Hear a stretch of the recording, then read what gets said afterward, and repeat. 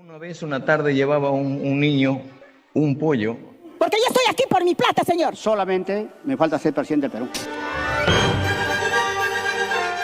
Sí, coméntanos quién es César Combina, a ver, para que la gente te conozca a César Combina. Bueno, gracias por esta invitación, es un gusto estar con ustedes, amigos, un fuerte abrazo a todos por sus casas, en su trabajo, o incluso ahorita, ¿no? En el tráfico, que a mí también me agarró. Bueno, César Combina, ya tú me has presentado, Alexander.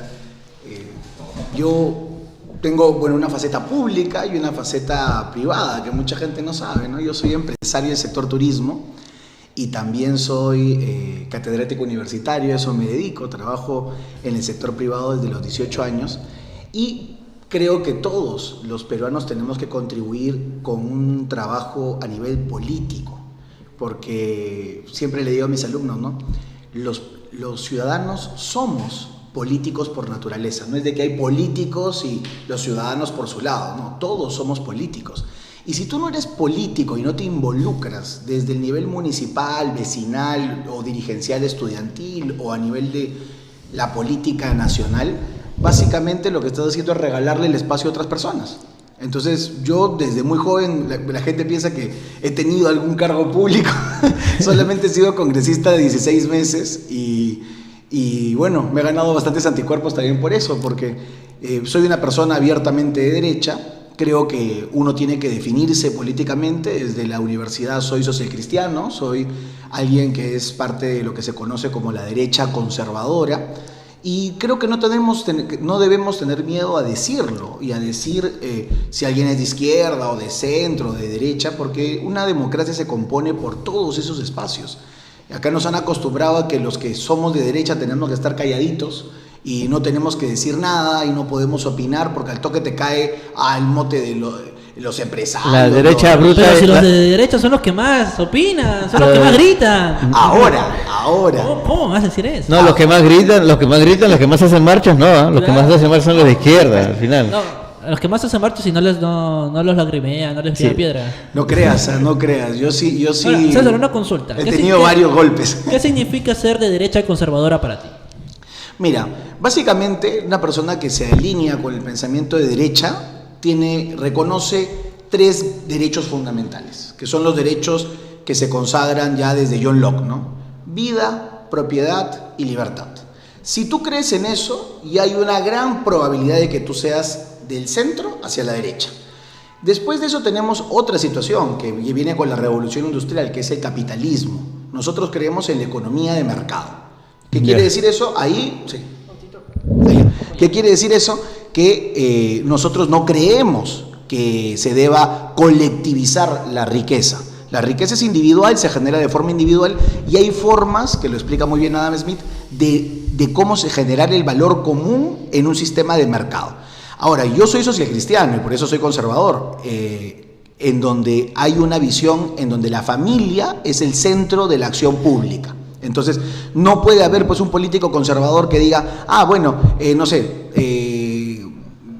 concibamos los programas sociales sin familia, concibamos el Estado sin familia. No, para nosotros sí existe la familia y está bien que exista. Y si alguien no cree lo contrario, y si cree lo contrario, perfecto, pero tiene que saber respetar lo que cree cada uno. César, tú eres de derecha, obviamente consideras una persona de derecha, social cristiano, pero tú has estado en ¿qué partidos? Así para que la gente, porque siempre esa... esos memes contra ti. Esos memes, ¿no? yo me mato de la risa. Yo me mato de la risa porque en el año 2000... ¿Tú iniciaste en qué partido? 2016, Cerrón creó ese meme y lo repiten hasta ahorita, o sea, es el mismo meme. Ni siquiera haciendo el trabajo de mejorarlo. Yo estuve en el PPC desde los 18 años, soy socialcristiano, y renuncié al PPC en el año 2014, cuando el PPC se torció hacia la caviarada. ¿Y por qué lo digo así? Uno diría, oye, pero qué raro, ¿no? ¿El PPC caviar?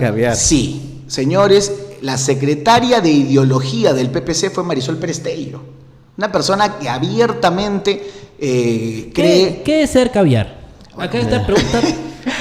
y luego seguimos con la ruta de vida. Todos los que dicen que es caviar lo ha respondido y para todos es algo distinto. Ya, mira. La palabra caviar, como a diferencia de lo que muchos creen, no tiene nada que ver con el Perú. La palabra caviar viene de Francia, en donde un gobierno socialista en los años 90, en los años 80 tuvo esos gobiernos parlamentarios en donde hay un gobierno de ancha base, ¿no? Entonces se sumó el Partido Comunista con el Partido Socialista, en este caso con Mitterrand. Y Mitterrand les prometió a los comunistas llevarlos a los ministerios. Al final, a la hora de la hora, puso a un grupo de tecnócratas, entre comillas. Y los socialistas, los comunistas, de molestos, le decían a Mitterrand que se había vendido a la gauche caviar, a la izquierda caviar. Y ahí nace el término. ¿Qué significa básicamente ser caviar? Es eso. Hay varios nombres, ¿no? Izquierda champán, izquierda caviar, etc. Básicamente es alguien que defiende los postulados del marxismo, que defiende el colectivismo, pero que se ubica en una realidad paralela. O sea, Sigrid Bazán, por ejemplo, ¿no? O acá nuestra vecina Susel Paredes, ¿no? Acá la vecina de Magdalena. Sigrid Bazán sale a la marcha con su sombrilla. Y le cargan la sombrilla, ¿no? Claro, o que cuando te toca elegir, ¿no? Oye, que es algo que yo siempre hago en las redes sociales, ¿no? Cuestionarme la hipocresía de la izquierda. Los caviares son los izquierdistas más hipócritas. ¿Por qué? Porque no trabajan en el sector privado, se dedican a vivir del Estado, les encanta el comodinismo, o sea, esta gente que pierde elecciones, pero que gobierna con todos. Entonces, se han puesto en una especie de faro moral, se han convertido en una especie de faro moral, de faro académico, de faro cultural, pero no tienen pues esa popularidad como si la tiene un comunista, ¿no? O sea, yo estoy abiertamente en contra de los comunistas, pero al menos reconozco que algunos de ellos, algunos que han sido mis profesores, por ejemplo, en la Católica, sí eran personas congruentes con sus ideas dentro de todo, con problemas, ¿no? Como siempre, pero la izquierda caviar es eso, es un grupo de personas que defiende el colectivismo y el marxismo, pero que vive como si fuera alguien de derecha. En el camino, especialmente en el Perú, se ha caracterizado por trabajar en el Estado, no necesariamente. ¿Por qué? Porque luego hemos visto que algunos, yo soy muy crítico también al empresariado peruano por su falta de identidad ideológica. Por ejemplo, ¿no? ¿Quiénes manejan las oficinas de conflictos sociales de las mineras? Puro caviar. Sí. Puro caviar, te lo digo porque soy antropólogo. He postulado desde los 18 años a varias oficinas y de pronto me encontraba a todos los caviares. ¿Quién maneja la investigación académica en las universidades? Los caviares. Entonces, se han ido identificando con espacios en donde no hay popularidad, donde no hay un voto popular. No son rectores, ojo, no son rectores de universidades. Pero logran el centro de investigación. Pero se quedan en el centro de investigación. No son alcalde de Magdalena, no son alcalde de San Isidro, pero son asesores, jefe del gabinete de asesores. No son congresistas la mayoría, pero qué milagro que terminan siendo los que dicen cuál va a ser la agenda parlamentaria. Hoy día, por ejemplo, se ha aprobado una ley, ahorita hace poquito, la de las ONGs, y los caviares están que se vuelven locos. Entonces, para mí eso es ser caviar. Yo sé que hay otras personas que hablan un poquito más y le dan más su énfasis sobre el tema de trabajar en el Estado, ser parásito. En realidad yo lo veo más un tema ideológico, ¿no? Y en ese transcurrir, porque ahora me están preguntando, por ejemplo, me ha preguntado, ha estado en el PPC, justo en la pregunta ahí de Yamil Terán desde Puno, me pregunta, Yamil lo conozco, claro. Ha estado del PPC, luego Acuña, ¿ahora dónde estás? Me pregunta. Por eso. También es turismo de partidos políticos. Soy un guía turístico. Mira, salí del PPC con mucha tristeza porque yo sí creo que el PPC en algún momento debió convertirse y dar el salto a ser un partido verdaderamente de derecha. Muchas veces tuvimos esa discusión incluso con la doctora Lourdes Flores, y Lourdes me escuchó muchas veces, a varios, ¿no? Entre ellos yo y varios jóvenes, que creíamos que nuestra identidad como partido era asumir la nueva derecha. Pero había un miedo muy fuerte promovido por varias personalidades, entre ellas Marisol Pérez Tello, en donde decía que el PPC debía alinearse al centro y ser lo que la democracia cristiana es en Chile, que es un partido básicamente de izquierda. Entonces, muchos nos retiramos en el año 2014. Yo fundé un movimiento regional en Junín, abiertamente de derecha y abiertamente social cristiano. Primero se llamó Contigo Junín, pero lamentablemente Cerrón y los amigos del Jurado Eso, Nacional de Elecciones nos robaron el nombre. Te encontraste con Cerrón ahí. Y ahí nos encontramos con Cerrón. La primera mecha con Cerrón fue que nos quiso quitar el nombre, nos quitó el nombre, nos quitó el símbolo. Al final terminamos poniéndolo como Combina Junín, para que no me podían robar ni mi propio apellido, ya iba a ser el colmo. Y nos postulamos ahí, tuvimos un espacio interesante.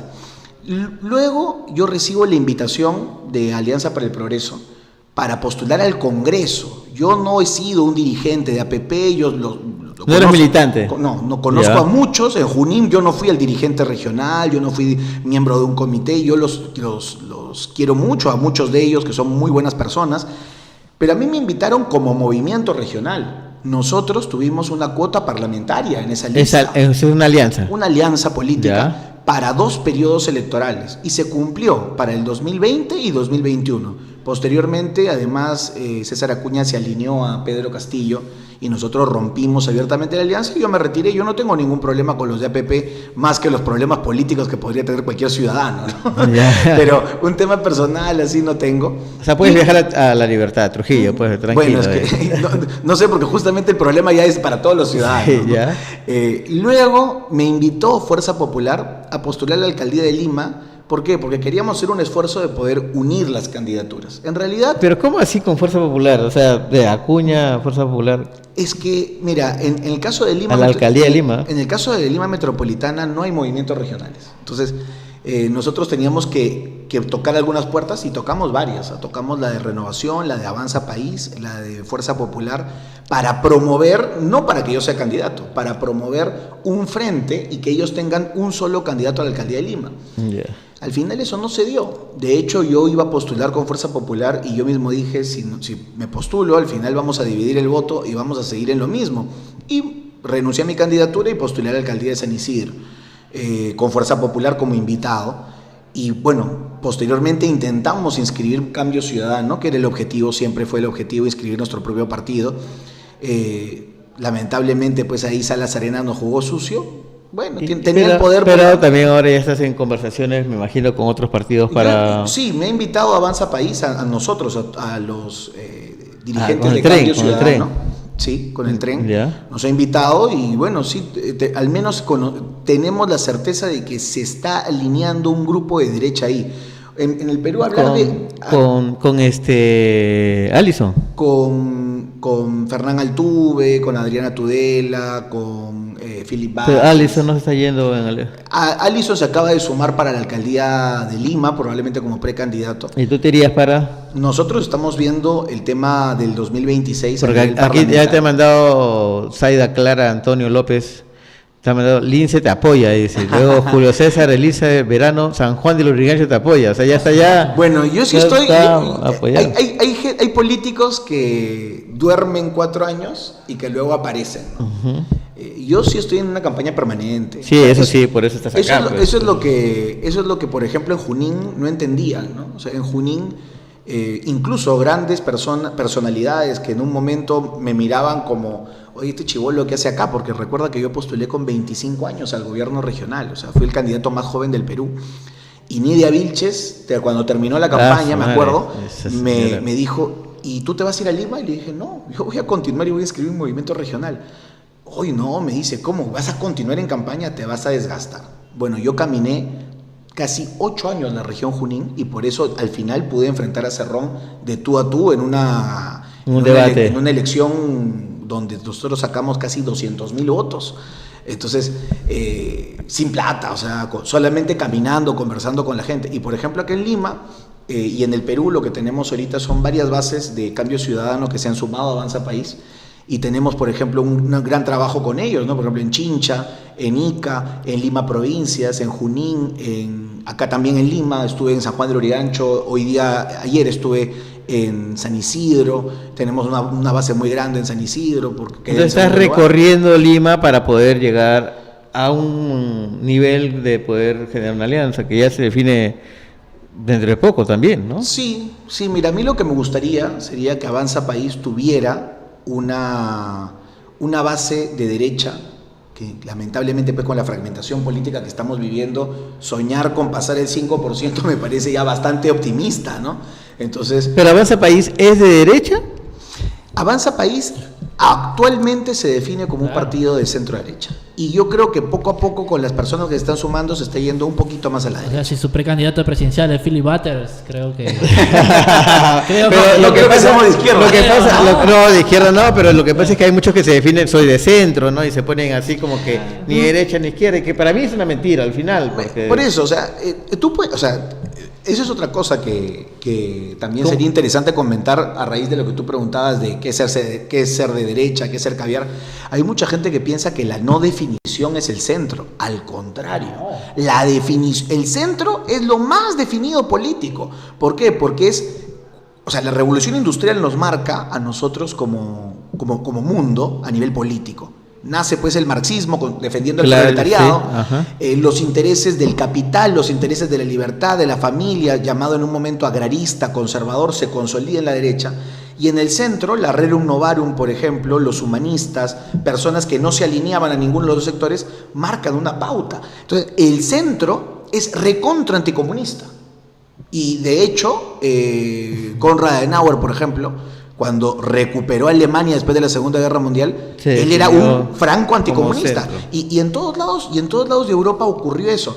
Estas personas no eran de derecha, o sea, el socialcristianismo es un espectro un poco amplio y sí hay socialcristianos de centro que yo valoro y respeto, pero cuando ya me vienen con esas, disculpe, ya estamos en la hora, pero cuando me vienen con esas mariconadas de no, yo ni acá, ni tampoco acá, yo soy un tibio, mira, al final lo que estás haciendo es básicamente venderte al mejor postor, ¿no? ¿Qué es lo que generan algunos políticos, ¿no? Como por ejemplo Vizcarra, que comenzó a vender de que los partidos políticos eran malos, que la derecha era mala, que la izquierda era mala y que él era el único salvador del planeta. Ahora, ¿cómo lo ves tú a Vizcarra? Ya inclusive a consultantes, a otro pocos tema días. de Vizcarra, tenía una consulta justo lo que habías mencionado que eres el candidato más joven en Junín, 25 años. Uno de nuestros primeros capítulos acá fue campañas electorales con asesores, y consulta es ¿cómo alguien de 25 años logra ser candidato? O sea, ¿cuáles son tus tips? A ver, tus tips, Claro. y luego hablamos de Bueno, Vizcarra. eso es recontra. Sabemos que una campaña es cara. Eso es recontra interesante porque yo me he comprometido incluso con mi mamá, que fue la que más me apoyó en ese sueño. ¿Tu mamá te apoyó como la apoyó a su mamá también, que le pagó $1,000? Sí, mi mamá fue la principal aportante en mi campaña de 2014. Y yo trabajaba en ese momento en la Universidad Continental en Huancayo, y varios de mis colegas y mis alumnos me dijeron, profe, láncese, y armamos la campaña con ellos. Pero en realidad toda campaña, y si alguien te dice que una campaña no cuesta, te está mintiendo, es un engaño, por favor. No te va a costar nada, mentira. ¿Por qué? Porque esta tacita cuesta, este micrófono cuesta. Entonces tú lo que tienes que hacer, yo lo hice así, fue una campaña muy austera. Por ejemplo, ¿no? Me decían, vamos a regalar polos. Yo no regalé ni un polo, no regalé ni un gorro. ¿Qué cosa hacía yo? Con un equipo de gente compramos 25 polos, 2 docenas, claro, 25 polos, sus gorritos, y todos éramos como un uniforme.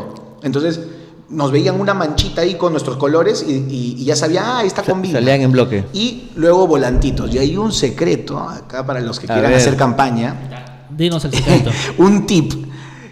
A nivel de imprentas hay varios tipos de papel. Entonces, claro, lo que te va a vender la imprenta es el papel cuché, que es el papel lindo, ¿no? Además tú quieres que tu cara salga perfecta, por eso te tomas la buena foto y te haces harto Photoshop. O sea, es normal, tú quieres venderte a ti. La realidad es que la gente, de 10 personas que tú regalas un volante, 2 o 3 lo leen. Entonces es un gasto que tú tienes que tener, porque es como que ir a la guerra con tus municiones, ¿no? Yo iba con mis panfletos, mis volantes, mis mosquitos, y me iba a la feria y ahí hablaba con la gente y le repartía, pero yo veía que luego lo botaba. Entonces, pero hay otras imprentas en donde se especializan en hacer volantes y mosquitos de papel periódico. Y ese fue uno de mis secretos, por ejemplo, mientras que a mí me costaba, no sé, puede ser cualquier precio, ¿ya? No, ahorita no tengo los precios actualizados, pero mientras que hacer volantes de papel cuché me costaba 5,000, a mí me salía 1,000 soles hacer volantes en papel periódico. Entonces es el tema de hacer un presupuesto totalmente bajo para que te permita... Para que te permita continuar, porque la campaña es larguísima.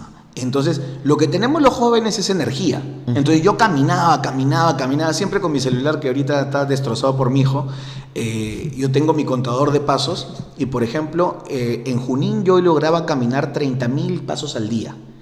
Y mi objetivo era, porque además Diario Correo se burlaba de eso conmigo, me decía que yo era el candidato besucón, porque en Huancayo los políticos no estaban acostumbrados a darle besos a las personas que se acercaban, hola y un besito, ¿no? Entonces, como yo venía de Chanchamayo y venía de Lima, donde había crecido y donde había estudiado, yo imprimí esto de que te doy la mano y te doy un abrazo si eres hombre y te doy la mano y te doy un beso si eres mujer.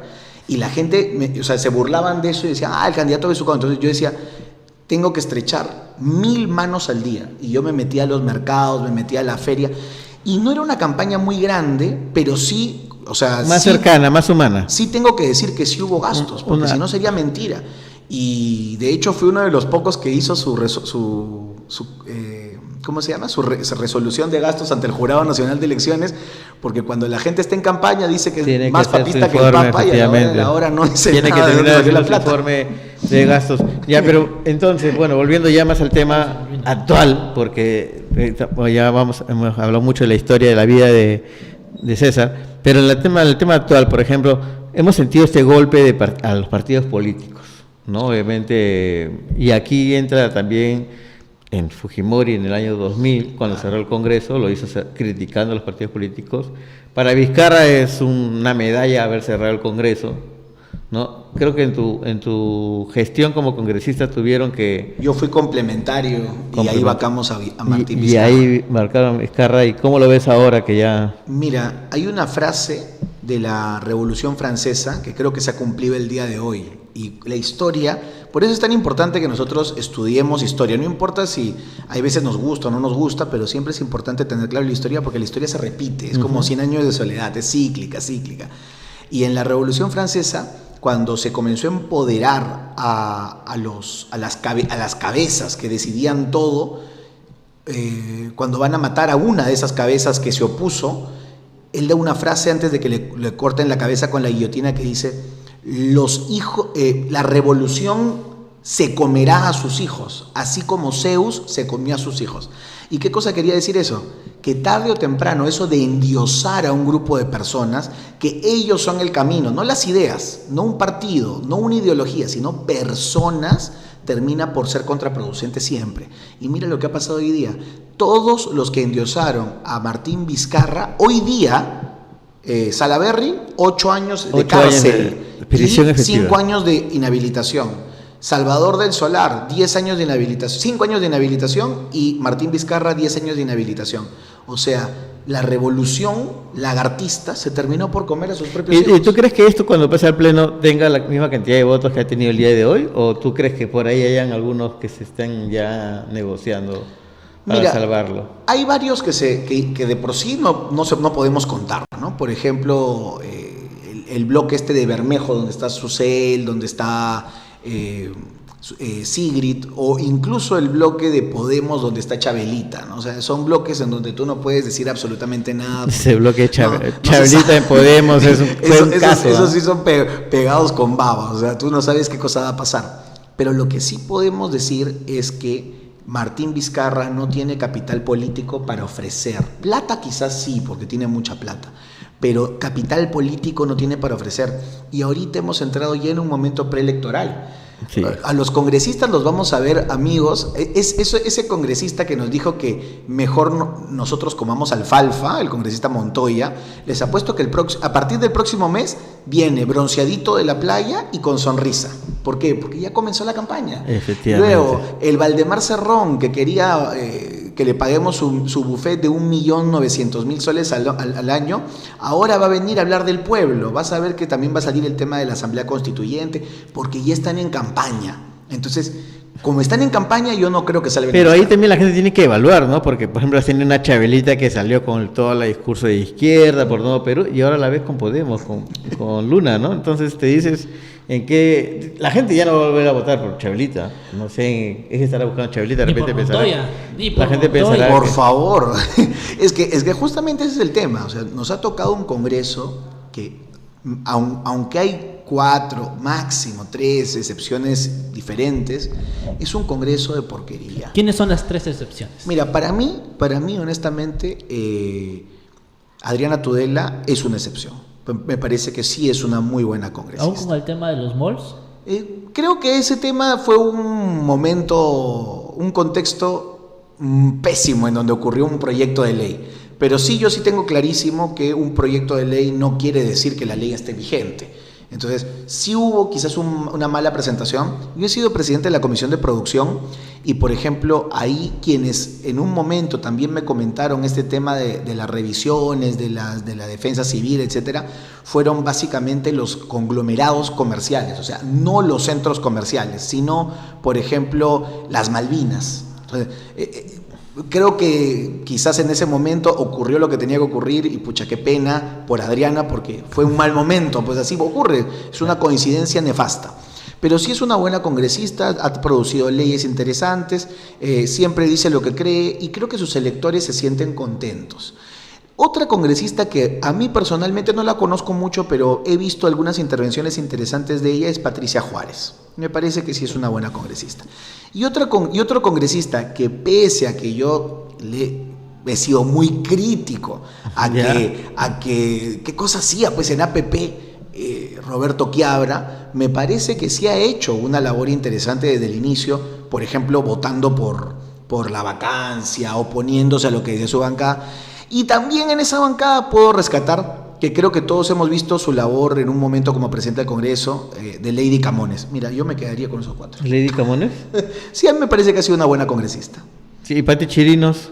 No, Pati para mí no ha sido una buena congresista en su momento, ha sido, creo yo, una voz muy interesante, pero por ejemplo a nivel legislativo yo no lo he visto muy, muy claro, ¿no? Creo que sí dentro de su nuevo partido va a tener un espacio interesante porque es una persona que tiene mucho carácter, que es campañista y que probablemente se va a comer con zapatos y todo en el voto preferencial a sus contrincantes. El problema también sucede porque el Congreso ha sido mal visto y ahora la gente tiene esta, entre comillas, capacidad y se hacen autonombrar héroes cuando gritas a un congresista en la calle.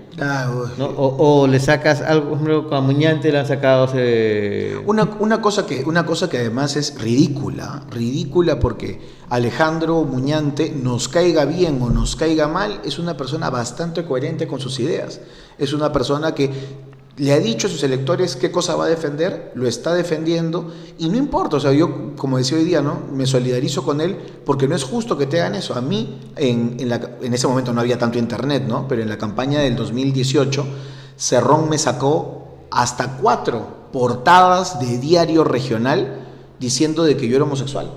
Porque era un hombre menor de 35 años, sin esposa y sin hijos. Y claro, cuando uno dice, pero no hagas caso. Sí, yo honestamente no hice caso, seguí mi campaña, pero ¿cuál es el problema? Como tienen un equipo de rebote, así como funcionan los caviares también, un equipo de rebote, hay gente que no te conoce. O sea, entonces yo llegaba en un momento y había gente en Huancayo, que es una tierra súper conservadora, me decía, César, no importa, yo igual voy a votar por ti. Oye, ¿cómo es eso? Pues hermano. Entonces, así te queremos. No importa tu orientación. Y Cerrón se burlaba porque además mi símbolo era un trébol de 4 hojas y en pleno debate decía el símbolo del brócoli. O sea, de verdad que fue un bullying completamente horrible, siendo yo una persona pero además siendo lo que ellos mismos pregonan, o sea, lo que ellos mismos defienden. Entonces, era una locura porque ellos decían que yo iba a implantar la ideología LGTBQ en las escuelas, pero yo decía todo lo contrario, que íbamos, y el movimiento, por ejemplo, de Con mis hijos no te metas, me apoyaba en la región. Entonces, por eso veo el caso de Alejandro con mucha preocupación, porque lo que se han inventado, o sea, ya es un escándalo, decir que lo han visto en un cine, etcétera, etcétera, cuando probablemente pues él en su vida, además viene de orígenes muy humildes, es una persona que se ha dedicado más a la iglesia que otras cosas, y tú puedes estar en contra de lo que él piensa, pero no denigrar y difamar. Lo que pasa es que tú acabas de mencionar que la gente ya está en campaña, y yo creo que esa es una mala actitud en una campaña que se va a dar. Sí. Que se va a dar. Ahora, en esta campaña, ¿tú crees que Cerrón aparezca y está apoyado por Dina o no? Mira. ¿O Lápiz volverá a resurgir? Con mucha tristeza debo decir que el Lápiz va a aparecer, va a resurgir y va a tener una ¿En no serio? pequeña votación. ¿Tú crees que va a tener Resurgir más votación? el Lápiz ya sería el colmo, No te digo que va a pasar a segunda vuelta porque yo sí creo que el espectro electoral en este momento, el contexto, no se da para la izquierda. Pero, mira, creo que podemos ahorita apostar un ceviche de que Cerrón le va a ganar a Verónica Mendoza y Cerrón le va a ganar incluso a López Chau. ¿Qué dice? Ya, un ceviche. Un ceviche. Ya, mira, Un ceviche. queda grabado, un ceviche. Un Ya. ceviche. Y creo que una de las cosas, o sea, por ejemplo, ¿no? Cuando fue la segunda vuelta, yo veía a Keiko, o sea, la veía por televisión, ¿no? Muy confiada, ninguneando a Cerrón. Luego me acuerdo una entrevista nefasta que vi de López Aliaga en Willax, ninguneando a Cerrón por ser de provincia. Y claro, cuando tú nunca te has enfrentado al enemigo, fácil es hablar. Conocías más a Cerrón. El que se ha comido 8 años solito, que le cerraban el negocio, que amenazaban a su familia, que durante 8 años yo no pude ir, o sea, mi vida en Huancayo era estar con mi partido, con mi movimiento regional, ir a un canal de televisión donde tenía mi programa dominical y luego me encerraban en mi casa, porque yo iba a una discoteca, siendo un chibolo, teniendo menos de 30 años, iba a una discoteca y los de Perú Libre iban y me buscaban la bronca. ¿Y tú crees que Dina lo está cubriendo o no? Claro que sí. Y Keiko ha perdido contra Cerrón teniendo todo para ganar. O sea, si Cerrón le pudo ganar a Keiko y a Rafael con un títere como Pedro Castillo, ahora imaginen con el candidato.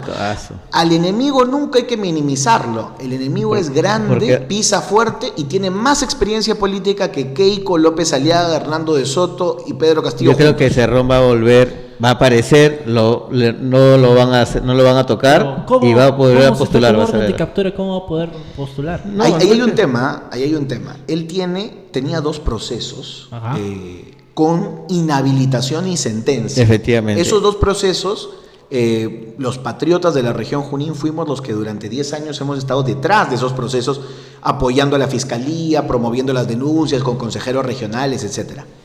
Llegaron a Lima, se sentenció este sujeto y ahora los 2 han pasado a foja cero. Entonces, él solo tiene una orden de captura de prisión preventiva, no de sentencia firme. Y bueno, prisión preventiva, en este país pues le pueden poner a cualquiera, ¿no? Entonces, Cerrón perfectamente se va a tumbar esta situación y va a aparecer en cualquier momento. Y hay un sentimiento de izquierda ultra que no está canalizando nadie. O sea, esa es la realidad. En el Perú, estratégicamente, hay más o menos un 20% o 15% de electores de izquierda de verdad. O sea, estas personas que creen que Velasco fue un buen presidente, sí, que Tupac Amaru era el primer comunista peruano, que incluso dicen, bueno, pero Sendero Luminoso fueron luchadores sociales. No, ya estamos hablando de... Pero hay gente así, existen, existen. Hay izquierdistas, si alguien me dice eso... Oye, y no existen, lo peor, lo más triste, es que no existen pocos. O sea, existen. Tanto así que para que tú veas cómo fue la segunda vuelta en San Isidro, un distrito que uno diría, wow, el distrito de la oligarquía peruana, ¿no? El distrito de los empresarios. De la derecha. Pedro Castillo sacó en segunda vuelta 25% de los votos. Y tenía personeros en todas las mesas. Entonces, estos militantes fervorosos de la izquierda, muy dura, existen, así como existen fujimoristas muy duros, ¿no?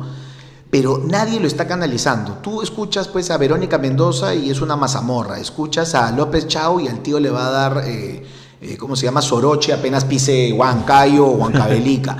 En cambio, Cerrón, con Bellido y con todo su equipo que tiene, pucha, este pata te puede sacar tranquilamente 7% de los votos y con 7% se mete 10 congresistas. Sí, yo sí creo de que Guido sí va a postular. Guido va a la presidencia, está puesto. Bueno, es que ahí vamos a ponderar si Cerrón lo logra convencer a Guido de seguir en sus filas, porque no les conviene dividirse mucho el voto.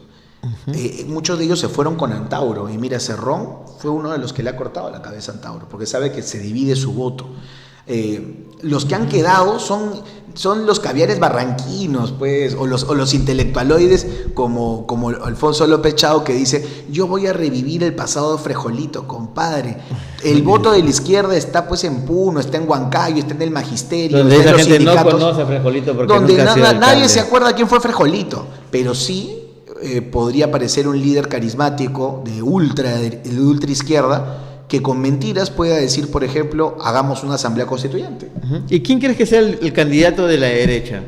Pucha, eso está más difícil que buscar a Waldo, ¿no? Eso está bien difícil, porque muchos amigos míos me dicen que el candidato de la derecha, que porque se tomó su foto por algunas poses, podría ser López Aliaga. Yo no creo. López Aliaga abiertamente no es alguien de derecha, y más bien su forma de gobernar Lima me confirma eso. En la municipalidad no ha habido ninguna reforma de reducción de personal, de reducción de presupuesto, ha habido un sobreendeudamiento. Entonces es como que tú le digas pues a Milei o a Donald Trump: yo soy de derecha, pero he creado más gasto público y he endeudado el Estado. Claro, te escupirían, pues. Entonces, esa es la realidad. O sea, el señor es Y un se centro. codea con ellos, o sea. Y se quiere parecer, pero no calza. O sea, su forma de ser es una forma Quiere venderse más como el líder de derecha que al final es no lo más va a terminar siendo. Y es una persona que teniéndolo todo, porque es una persona que muy inteligente a nivel de los negocios, no necesariamente ser inteligente a nivel de los negocios te genera ser inteligente a nivel político. Sí. Entonces, tú puedes ser un gran empresario, pero puedes ser un pésimo político. Y yo creo que eso es lo que él está intentando romper, pero el enemigo de López Aliaga no es Cerrón, no es César Combina, no es Dina, no es Keiko. El enemigo de López Aliaga es López Aliaga. O su entorno. Y eso va a ocurrir. Entonces yo sí no lo veo. ¿Y a Keiko la ves como Keiko, candidata? mira, cada día más alejada de la derecha. Aunque, digamos la verdad, pues, Keiko nunca fue de derecha. Ella, cuando empezó su campaña en el 2011, me acuerdo que hubo una entrevista en La República con Steven Levinsky, y ella declaró que cuando vivía en Estados Unidos ella era demócrata. Entonces tú no puedes ser de derecha si eres demócrata. Claro. Y luego en otra entrevista también, en el año 2016 creo, dijo que el fujimorismo es de centro izquierda.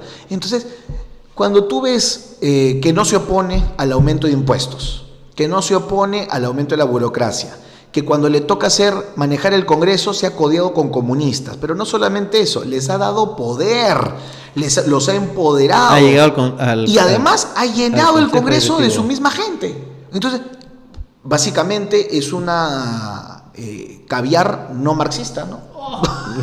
Ya, Keiko, por favor. ¿eso qué ha grabado? Sí, A mí me parece que sí, o sea, Para TikTok. Ya está. A mí me parece que sí, ojo. Eso Pero no, ¿quién entonces? Eso O sea, no quiere decir que ¿quién no haya va a ser- gente que la apoye. ¿Quién sería para A ti? mí me parece que en estos momentos la derecha está huérfana. Bueno, en tu caso tendría que decir que es Philip Butter. A mí me parece que Philip podría ser un gran candidato. Bueno, él sí es de derecha. pero todavía de derecha, ¿no? es un precandidato. ¿A qué me refiero? O sea, a mí me gustaría que ya él se lance al ruedo. ¿Por qué? Porque los que hemos caminado un poquito el Perú y conocemos el mercado, conocemos las ferias, conocemos la realidad de la zona rural, sabemos que una campaña no se puede dar en 2 meses, pues. Una campaña no se puede dar en 3 meses. Y Philip es una persona súper conocida, pero no es identificable como candidato. Ahí vamos con otro tipo No de se le candidato. identifica como político Ahí. de carrera. Exacto, ahí vamos con otro tip de candidato. Miren, miren este ejemplo tan básico. Somos un salón y hay una chica guapísima. Y tú vas, le ayudas en la tarea, le compartes tu lonchera, todo, y de pronto, en la noche, cuando se van a una fiesta, la chica está con otro chico. Oye, tú dirías, pero si yo estoy con ella, siempre la apoyo, la ayudo, es mi amiga. ¿Qué pasó? Papá, la gente no sabe lo que tú quieres, no te lee en la mente. Si tú no le dices para estar a la chica no va a decir, él quiere conmigo. No. Y es lo mismo con el electorado. Yo puedo ser una persona súper conocida a nivel de medios de comunicación, pero si yo no le digo al pueblo peruano que yo quiero ser presidente, no va a tener el voto. es que estén en el discurso de que no, que lo estoy pensando, que el pueblo tiene que decidir. Tibios que todos, no, tibios. Yo sí Tibios, efectivamente, yo sí quiero que Philip Butler se decida, me parecería un excelente candidato. Otro candidato que no simpatizo ideológicamente con él, porque honestamente no he conversado nunca ideológicamente con él, me parece que es un refresco un poquito, pero necesita definirse y necesita armar un equipo, es Carlos Álvarez, que sobre seguridad ciudadana habla muy bien y es un peruano que la ha sufrido también, que la ha luchado, que la ha sufrido. Pero entonces ahí tenemos a dos personas que son muy interesantes, Philip Butters y Carlos Álvarez, pero ahí el problema es decisión y definición. O sea, si por ejemplo Philip saldría a postular y diría, yo soy un candidato de centro, mira, ya si se entibió, ahí sí no creo que sea la opción que la derecha pueda enarbolar. Pero conociéndolo a Philip, que es una persona muy directa, y como tú dices, ¿no? O sea, no creo que haya duda de que es de derecha, yo sí creo que ese podría ser para nosotros una opción nueva. Y ojalá que sea una opción ganadora. Me hacen una pregunta y dice, ¿tú visitabas Santauro en el penal? No. ¿Qué tal? ¿Por qué? Sí, me dice. Sí. ¿Conoces a Santauro por ahí? Nandito del Castillo, dice. ¿Qué? Nandito del Castillo. Nandino del Castillo. Nandino, nuestro hermano Nandino es un amigo antaurista de la región Junín. No sé si seguirá con Antauro realmente. Él está con Antauro. Él sí, y de hace años, porque en esa elección que postulamos el 2014, él postuló con el movimiento etnocacerista de la región Junín. Yo siempre lo he respetado, le valoré, es un hombre de izquierda, obviamente, pero sí es una persona que al menos está alineado a sus ideas y a su compromiso. Ahora, no sé si va a postular, si no va a postular, no sé si está todavía... Pero tú sí la tienes clara, ya hemos hablado de los candidatos presidenciales, y ahora, ¿cómo ves tú la situación actual? ¿Tú crees que Dina vaya a lograr acabar el mandato si es que Santibáñez la deja también, que sepas? Mira, Dina tiene todas las posibilidades para acabar su mandato. El problema es que mientras que acabe su mandato no acabe con el Perú. Porque ese es el problema, o sea, todos los días que pasan con Dina de presidenta es un dolor de cabeza para los peruanos, es una molestia para los peruanos, es una destrucción de la economía, son más muertos que pesan sobre ella, son problemas que vamos a cargar al final todos. Entonces están extorsionando a los colegios, están extorsionando a las universidades, están extorsionando a los bodegueros, están extorsionando a los mototaxistas, a los taxistas, ya pues, entonces, o sea, de verdad que el tema es quién llega hasta el 2026, si Dina o los peruanos. Si Dina fuera una persona seria, ya habría renunciado hace rato, ¿no? Pero creo que ella ni siquiera sabe cómo está. O sea, lo que nos pasó con Perú Libre, porque hay que decir la verdad, ¿no? O sea, yo sé que hay mucha gente que dice, no, Pedro Castillo fue un presidente ilegítimo porque no ganó. No, sí ganó una elección. Y si le ganó o sea, yo he denunciado parte del fraude, pero ganó, pues tuvo su resolución. Entonces, ya, lo que nos tocó con esa mayoría que votó por Pedro Castillo y Dina Boluarte es que pusieron a dos incompetentes en Palacio de Gobierno. Entonces, imaginemos que a mí, César Combina, que soy antropólogo, me pongan como piloto de un avión. Claro que nos vamos a estrellar, o sea, no hay forma, nos vamos a estrellar, porque no estoy preparado para eso. Pero es lo que y pusimos a dos, o sea, Castillo estaba obnubilado y no sabía ni siquiera cómo funcionaba el Estado ni la economía, y Dina es exactamente lo mismo. Pero Dina trabajaba para Cerrón. Más conchuda, es lo que es lo que ha creado Cerrón, ¿no? Sí, ahora tienes a un Castillo que se va a huelga de hambre, no quiere ningún abogado en pleno juicio, o sea,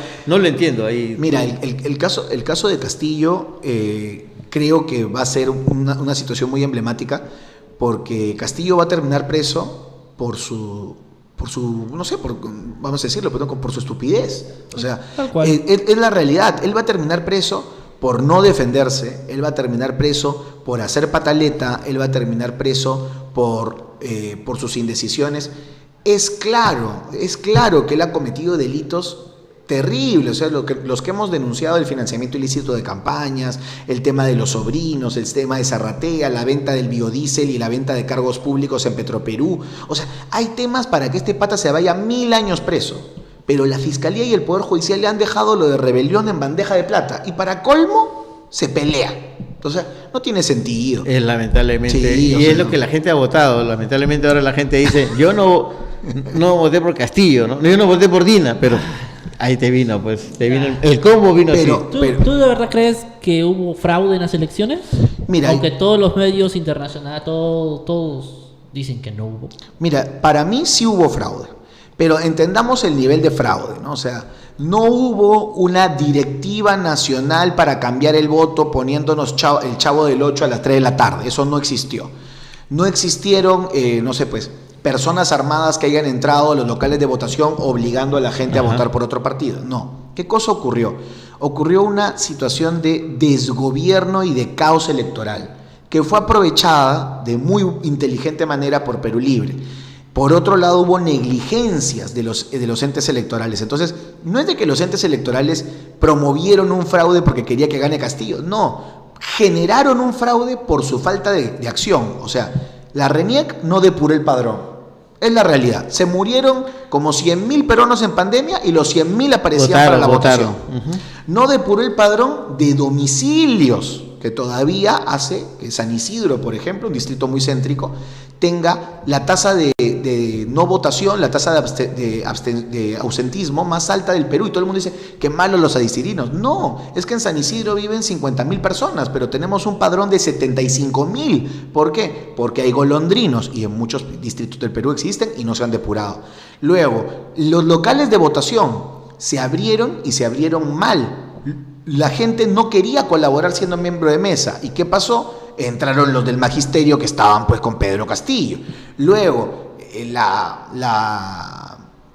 la OMPE y el Jurado Nacional de Elecciones no garantizaron el voto real de los peruanos en el extranjero. O sea, hubo varias irregularidades que para mí configuran varios delitos electorales. Claro, pero esas irregularidades... Pero de que sí hubo votos para Pedro Castillo, hubo, pues, o sea, tampoco no hay que ser ciego, ¿no? Claro, pero esas irregularidades pudieron haber beneficiado tanto a Keiko como a Castillo. ¿Por qué solo a Castillo?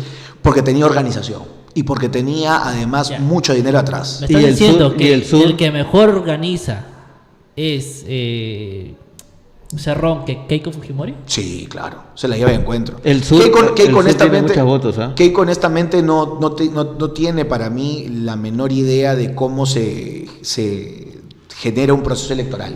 O sea, ella puede ser una gran candidata. Antes te diría que no, pero ahora que sé que tú te has enfrentado con Cerrón ya tanto tiempo. Mira, por ejemplo, para un caso emblemático, ¿no? En Junín tenemos, ya debe ser más, ¿no? Pero teníamos 5.800 mesas de votación. En el año 2018, cuando postulamos en una alianza de oposición donde me eligieron a mí como candidato único contra Vladimir Cerrón, nosotros llegamos a tener 98% de mesas con personeros. Y Vladimir Cerrón 95. O sea, nosotros tuvimos más personeros que Vladimir. En la elección siguiente, que fue 2021, el partido que más personeros tuvo en la región Junín fue Perú Libre, con 90% de personeros. Aún así menos, 90% de personeros. Y le siguió Fuerza Popular con 20% de personeros. Dime de quién es la culpa. En primera vuelta, estamos hablando en primera vuelta. En primera vuelta, los dirigentes fujimoristas en Huancayo iban con camionetas a las casas de sus militantes y les decían, por favor, aunque sea solo vayan para contar los votos, y no tenían, ni en Huancayo tenían personeros. Ahora imagínate pues Datem del Marañón, Purús, El Braem, la zona del Alto Guayaga, Cusco, sí, que tiene una geografía dificilísima. De llegar, efectivamente. Y además también, bueno, ya hoy día se ha aprobado en el Congreso, justo estoy leyendo, de que se pueda presentar, que uno de las modificaciones para el proceso electoral es que la OMPE y el jurado presenten el padrón. Claro. ¿No? Presenten el padrón con las firmas para poder, a los partidos políticos que lo soliciten, para poder verificar si realmente firmaron o votaron muertos o no, ¿no? Esa es una de las cosas que se ha aprobado el día de hoy. En el caso de prevenir un fraude, porque el fraude, como tú dices, puede beneficiar, en ese momento benefició a Castillo, pero quién sabe, el próximo fraude beneficia a Fuerza Popular. O sea, eso no tiene que ver con que a mí me caiga bien o mal el que ha ganado, tiene que ver con que si te roban el voto, estamos mal, no es una democracia si te roban el voto. Entonces, primero, ¿por qué no abrimos los colegios como hacen en Chile? En donde Simplemente los conteos se hacen, se ponen las mesitas, se separa la mesa de la gente y cualquier ciudadano de ese pueblo con su camarita puede ir y grabar filmar en vivo. Y se cuenta un voto para tal, un voto para... Las elecciones en Chile, toda la prensa puede entrar al momento del conteo. Acá se cierra y te votan. Debería cambiarse esto. Luego, el tema del acta de las Fuerzas Armadas es interesante. No sé si se ha aprobado ahorita, se aprobó en su momento, pero no es definitivo, porque es un acta consultiva. O sea, oye, muestra, pero igual si hay una irregularidad quizás se replica. Luego, mostrar el padrón de la firma de los que han ido, eso está interesante. Pero ahora tenemos un tema que me parece preocupante, ¿no? O sea, estamos en pleno siglo XXI. Gastamos una millonada en las elecciones. ¿Por qué no hacer que se firme el padrón y se ponga una huella digital biométrica al costado si un huellero biométrico vale 15 soles? O sea, y además la RENIEC tiene todas nuestras huellas. O sea, es lo más simple del mundo. Es por cada mesa de votación una laptop o una tablet conectada con el huellero. Si la huella no coincide, no me interesa que tengas tu DNI, no votas. Punto. Pero esa es una buena propuesta. El jurado nos está haciendo todo como si viviríamos en los años 80. Ya no vivimos en los 80. Hay tecnología, hay inteligencia artificial, hay de todo para evitar un fraude y nos siguen poniendo trabas, incluso a los partidos políticos. Nosotros le propusimos al Jurado Nacional de Elecciones en su momento que el jurado debería tener dos formas de inscripción de partido: la forma tradicional con papel y la forma de una tablet con tu huellero, y punto. Y la persona que deja su huella con su firma electrónica, listo, se suma a tu partido y no hay forma de que sea falsa. Acá tenemos que todos los partidos han presentado 80%, 90% de firmas falsas por una gaseosa. Y ha ingresado. Por eso es que tenemos la cantidad de partidos políticos ahora, de verdad, que si uno verifica puede haber inclusive y no representan a nadie. 2 o 3, ¿no? O sea, no partidos políticos que se han formado solamente para candidatear a una persona, ¿no? Sí. Como el de Antauro, por ejemplo, ¿no? Con nombre y apellido, ¿no? Sí, el de Antauro, el de Vizcarra, que no representan a nadie, y hay otros chiquitos que Dios sabe. Hoy día me mandaron la síntesis del partido Runa del doctor Ciro Gálvez. Ciro Gálvez. Oye, mira, Ciro es mi paisano, pero en realidad Ciro es el único peruano que ha tenido su partido reinscrito 5 veces. O sea, algo tiene que estar haciendo muy bien Ciro Gálvez para inscribir partidos, pero qué raro, en la elección saca menos del 1%. Entonces, es rarísimo. Un partido que se inscribe 5 veces debería tener una militancia tipo el APRA, ¿no? Una militancia real, ferviente. Pero este señor inscribe un partido político, le pones 1 millón de firmas, inscribe, le pones 700,000 firmas, inscribe, le pones 75,000 firmas, inscribe, y a la hora de la hora saca pero menos nunca gana. Menos de 10,000 votos. Nunca llega a lograr. Bueno, yo sé que César tiene una reunión a las 9, ha sido interesante. Un último comentario, por ejemplo, mira, ahorita el Congreso ya acaba de cerrar el pleno, pero ha aprobado que declarar al Tren de Aragua como organización terrorista. Era ahora. Ya, que debería hacerse, sí, ¿no? Pero han habido 10 votos en contra. O sea, gente no que... me sorprende de quiénes son, sí, seguro. Bermejo, Cutipa, Dávila, Flores, Pariona, Quito. Bellido. Málaga, me sorprende. Málaga, eso sí me parece un error, un terrible error. Porque hay que decir, o sea, lo que no entienden los que no quieren declarar a las organizaciones criminales como organizaciones terroristas es que las organizaciones criminales actuales, primero que tienen un nuevo formato, es como, no sé, pues es como que uno dijera, yo voy a sentenciar a los extorsionadores con una ley de 1950. Ya. No, pues la ley se tiene que ayornar, se tiene que actualizar. Y antes no existían organizaciones transnacionales. Entonces, ahora sí existen. Plata que llega del Medio Oriente, plata que llega de la amapola, plata que llega de África, plata que llega de Bolivia, de Venezuela. Entonces, es mucho lo que se está enfrentando contra estos grupos. Son grupos, además, que ideología probablemente no tienen, pero lo que sí tienen es el sueño de generar terror. Y el terror existe realmente. Atacan al Estado, atacan a las personas, tienen además un mejor financiamiento que las fuerzas del orden. Entonces, si tú pones trabas a confrontarlos y te pones a decir, no, pero teóricamente no son organizaciones criminales, disculpa, pero eres un cómplice. O sea, esa es la realidad.